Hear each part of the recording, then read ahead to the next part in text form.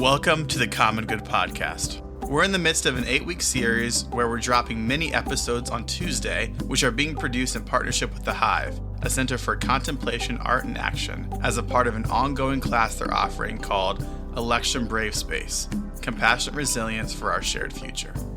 The intention of these episodes is to introduce a variety of simple tools and practices to help you navigate this politically tumultuous moment leading up to and through the election. If you're feeling heightened levels of intensity, disparity, conflict, and polarization, then these episodes are for you. For today's episode, Amy Tuttle leads us. Amy is an artist, guide, and community builder. She loves supporting individuals and communities with creative expression, story-based connection, and trauma support.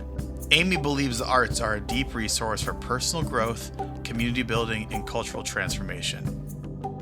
Here's Amy. Thank you so much for tuning into this series in which what we're trying to do is get to the heart of the matter of supporting ourselves, each other, our community during such uncertain times.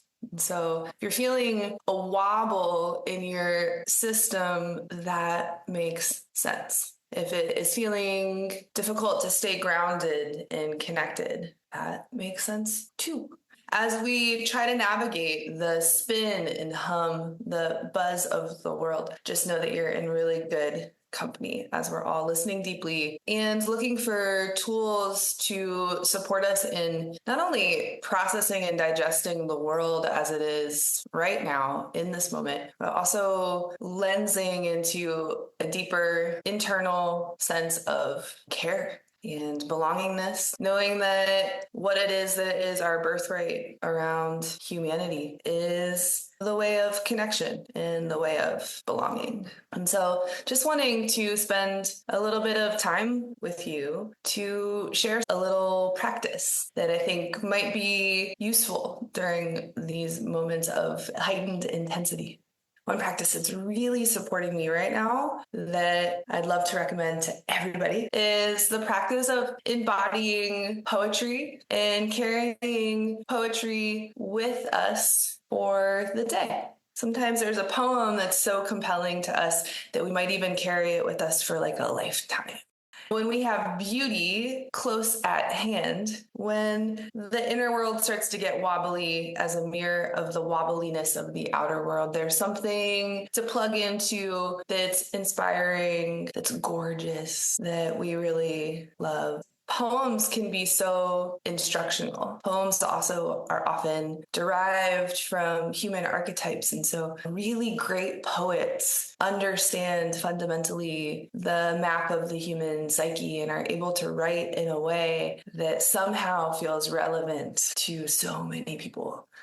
I'd love to share a poem that I'm working with. It's a William Stafford poem. William Stafford is a really incredible poet who was also prolific and wrote truly an immense and strange amount of poetry during his lifetime. And a lot of his poems deal with struggle, and they deal with how it is that humans navigate the chaos of being alive soulfully and with meaning making and with beauty and authenticity.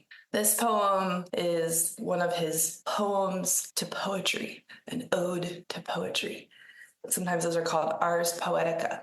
I'll read the poem through, and the invitation for you is maybe even close the eyes and let the words flow through you, evoking any sort of sensory experience that might come up. It might be color, it might be texture.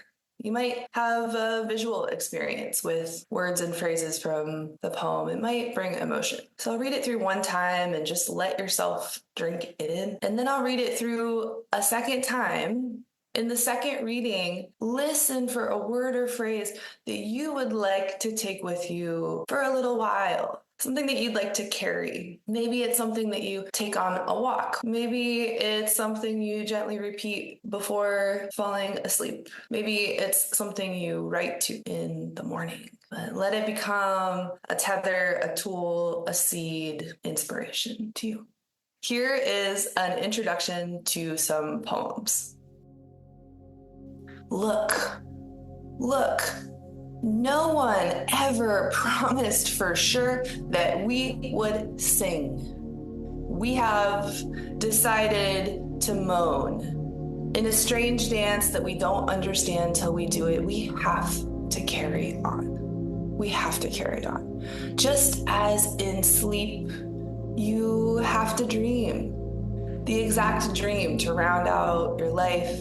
So we have to live that dream into stories and hold them close at you, close at the edge we share to be right. We find it an awful thing to meet people, serious or not, who have turned into vacant, effective people so far lost that they won't believe their own feelings enough to follow them out. The authentic is a line from one thing along to the next. It interests us. Strangely, it relates to what works, but it's not quite the same. It never, ever swerves for revenge or profit or fame. It holds together something more than the world, this line. And we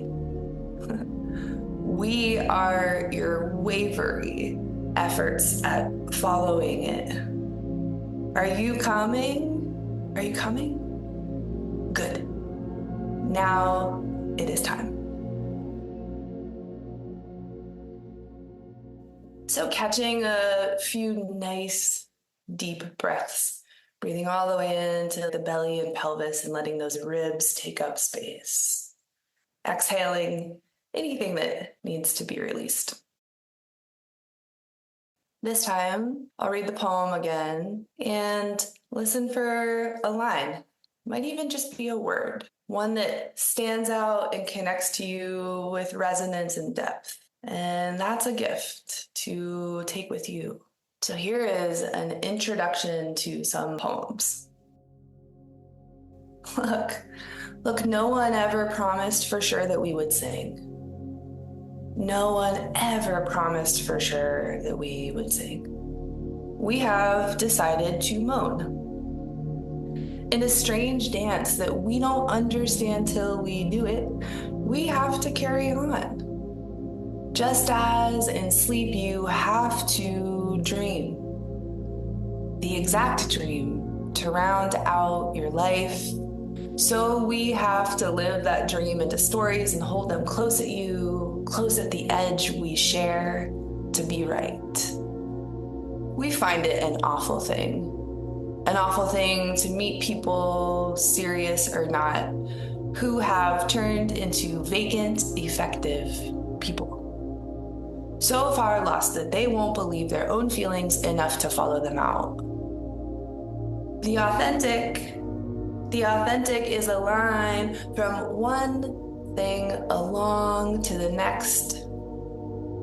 It interests us. Strangely, it relates to what works, but it's not quite the same. It never swerves for revenge or profit or fame. It holds together something more than the world, this line. And we are your wavery efforts at following it. Are you coming? Are you coming? Are you coming? Good. Now it is time. Poems are stories, are fingerprints or recordings of the human experience. Sometimes a historical poem is so relevant in a contemporary context because it is human. It's an imprint. Sometimes the heart of a poem wants to beat with our heart for a while, wants to accompany us and walk alongside us and bring us connection, wants to encapsulate and wrap itself around us. In this poem, we hear about a thread of authenticity that is just a little bit deeper and a little bit bigger than all the things happening around us. What is that for you? So from my heart to yours, take really good care during these moments when we're right up against the edge of an intense election. Let yourself be nourished by beauty, be tethered in deeper truths, navigate with love, and stay connected. Stay connected. Thanks for joining us. Check the show notes for more information about Amy, the Hive, and Election Brave Space. Compassionate resilience for our shared future. This episode was produced by me, Joey Taylor, and the music is from Jeff Gorman.